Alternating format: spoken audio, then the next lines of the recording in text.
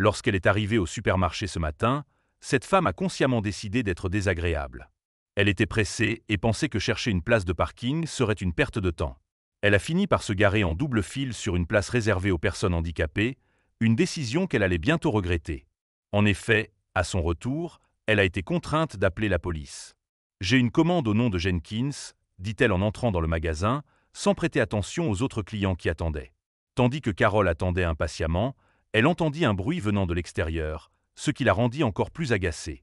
Elle pressa le personnel de se dépêcher. Pourquoi ça prend autant de temps? Lorsque le boulanger arriva enfin avec sa commande, Carol laissa l'argent sur le comptoir sans remercier ni dire au revoir, puis se précipita vers sa voiture. Mais une fois dehors, elle fut confrontée à une scène étrange. Le bruit qu'elle avait entendu provenait d'un groupe de personnes rassemblées près de l'endroit où elle s'était garée. « C'est quoi tout ça ?» demanda-t-elle. Mais quand les gens se dispersèrent, Carol eut la frayeur de sa vie. Sa voiture avait disparu. « Qu'est-ce qui se passe? Où est ma voiture ?» cria-t-elle frénétiquement, exigeant des réponses. Avant de continuer, cliquez sur le bouton « J'aime » et abonnez-vous si ce n'est pas encore fait, et activez la cloche pour ne manquer aucune de nos nouvelles histoires. Carol commença à faire les 100 pas à l'endroit où sa voiture se trouvait auparavant, ignorant les regards des passants. Elle respirait rapidement et son visage devenait rouge. « Eh bien, trouvez qui l'a fait !» cria-t-elle dans son téléphone.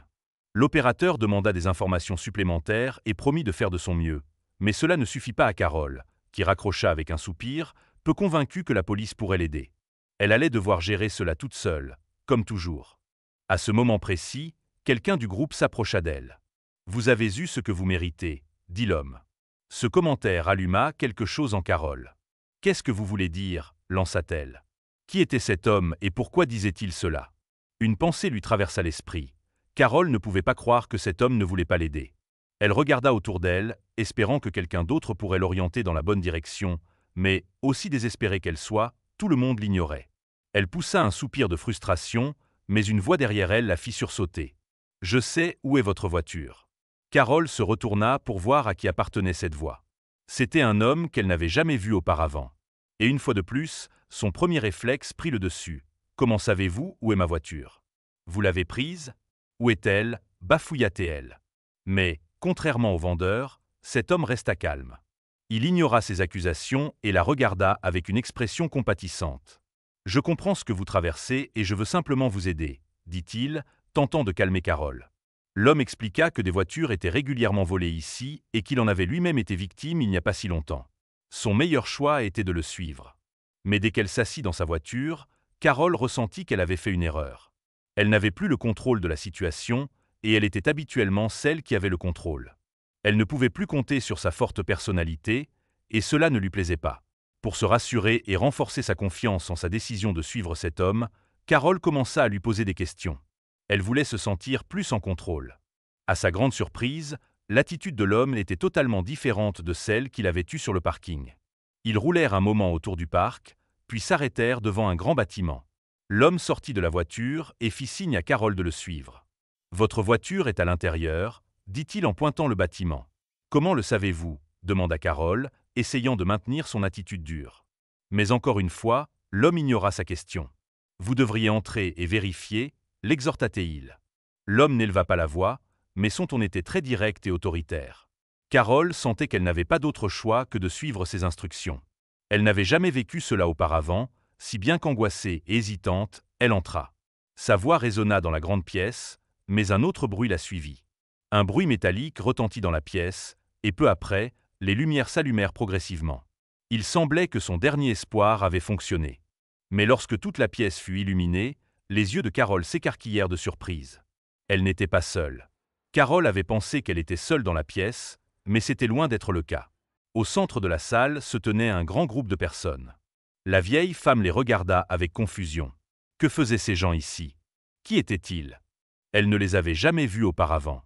Cette situation devenait de plus en plus étrange. « Où est ma voiture » répéta-t-elle, mais personne ne répondit. Elle ne comprenait rien à tout cela. Tout ce qu'elle voulait, c'était récupérer sa voiture. Quel était le sens de tout ça?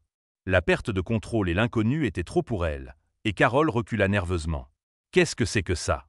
Que me voulez-vous » cria-t-elle à l'homme, mais il se contenta de la regarder avec une expression de pitié. « Pourquoi m'avez-vous amené ici? Vous voulez vraiment m'aider » Vous savez seulement où est ma voiture. Carole continua de l'assaillir de questions. Sa voix perçante résonnait dans la pièce.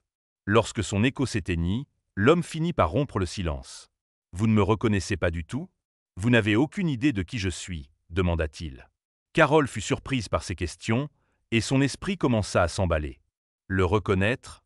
Pourquoi? Le silence de Carole lui en disait long, et l'homme passa devant elle pour se diriger vers le groupe de personnes. « Vous ne reconnaissez aucune de ces personnes ?» demanda-t-il à nouveau, une pointe d'incrédulité dans la voix. Carole regarda le groupe, mais elle ne connaissait personne. Elle ne les avait jamais vus. Ou du moins, c'est ce qu'elle pensait. Aujourd'hui, elle avait franchi la ligne, continua-t-il. Quand il a vu se garer en double file sur la place réservée aux personnes handicapées, ça a été la goutte d'eau. Il ne pouvait plus laisser Carole continuer ce comportement et devait agir. Il appela un ami qui possédait une dépanneuse et lui demanda de remorquer sa voiture. Les yeux de Carole s'enflammèrent lorsqu'elle entendit l'homme prononcer cette phrase. Elle ne pouvait pas croire ce qu'elle entendait. « Vous avez volé ma voiture ? Rendez-la-moi immédiatement » exigea-t-elle, croyant retrouver un peu de contrôle. Mais l'homme ne fut pas impressionné par cette soudaine explosion de colère. Carole allait bientôt découvrir que c'était une erreur. Jusqu'à ce moment, l'homme avait été patient et n'avait montré aucun signe de colère, mais tout changea soudainement. « Vous pourrez récupérer votre voiture quand vous réaliserez les dégâts que vous avez causés » cria-t-il en désignant le groupe de personnes devant eux. Le regard de Carole alla de l'homme au groupe. « Quels dégâts » demanda-t-elle, confuse. « De quoi parle-t-il? Est-il fou? Je n'ai jamais vu aucune de ces personnes de ma vie. Que voulez-vous dire ?» Carole s'apprêtait à répliquer, mais l'homme la fit taire. « Je vais vous dire exactement ce que je veux dire » dit-il en élevant la voix pour la première fois. Il continua à expliquer que Carole ne faisait pas attention à son entourage et blessait les autres dans le processus. « Laissez-moi vous montrer » dit-il en s'approchant du groupe et en demandant à Carole de le suivre. L'homme s'arrêta près d'une jeune fille et lui demanda si elle reconnaissait Carole. La fille hocha doucement la tête et l'homme expliqua qu'elle était une employée du magasin. Il l'avait vue quitter la boutique en pleurs parce que Carole l'avait verbalement agressée pour lui avoir donné un tampon de fidélité de moins que ce qu'elle aurait dû. Carole n'eut pas le temps de répondre, car l'homme continua avec le vieil homme à côté de la fille. Cet homme s'est blessé au genou lorsqu'il a dû soudainement éviter votre voiture parce que vous conduisiez dangereusement sur le parking, expliqua-t-il en fixant Carole, qui se sentait de plus en plus mal à l'aise. Les souvenirs défilèrent dans la tête de Carole, mais cette fois, ce n'était pas de son point de vue. C'était du point de vue des autres. Elle sentit une douleur à son genou. Elle se sentit triste et lutta contre ses larmes. Carole ressentait ce que ces gens ressentaient en la regardant. Elle ressentait de la honte et de la culpabilité. Que se passait-il? Carole n'était pas étrangère à la honte ou à la culpabilité, mais d'ordinaire, elle ignorait ses sentiments et les refoulait, comme elle le faisait avec les gens. Mais pas cette fois-ci. Voir les visages des gens qu'elle avait blessés tout en écoutant leurs histoires rendait l'ignorance impossible, et Carole perdit alors totalement le contrôle. Elle fit de son mieux pour retenir ses larmes, mais soudain, sa vision devint floue et des larmes coulèrent sur son visage. C'était quelque chose qu'elle n'avait jamais vécu auparavant, et elle s'effondra devant tout le monde.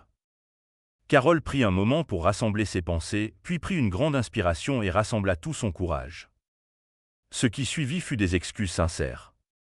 Elle expliqua que cette situation lui avait ouvert les yeux et promit de changer son comportement. « J'espère que vous pourrez tous me pardonner » finit-elle par dire. Le groupe lui pardonna rapidement, car ils réalisèrent que Carole disait la vérité et le plan du gardien de parking avait fonctionné. Finalement, l'homme rendit sa voiture à Carole pour qu'elle puisse retourner à l'anniversaire de sa fille. Cependant, Carole reçut le plus beau cadeau de tous, la perspective de devenir une meilleure personne.